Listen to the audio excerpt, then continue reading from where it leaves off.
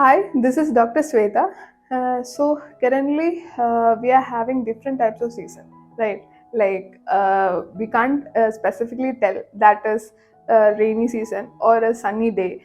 So our body is being affected with these imbalances in climatic changes.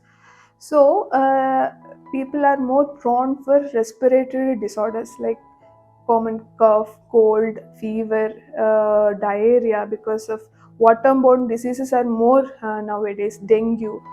So we can make prevention for all these things. So I'm telling you for respiratory disorders, I'll give you a simple prevention that you can follow in your home itself. That is steam. Taking steam or Swedana is a remedy for avoiding all the respiratory disorders caused by the changing in climate nowadays.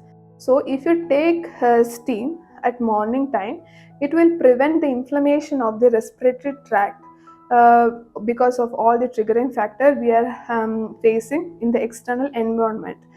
Instead of taking a normal saline steam, you can add tulsi leaf into that, or else you can add eucalyptus oil into that.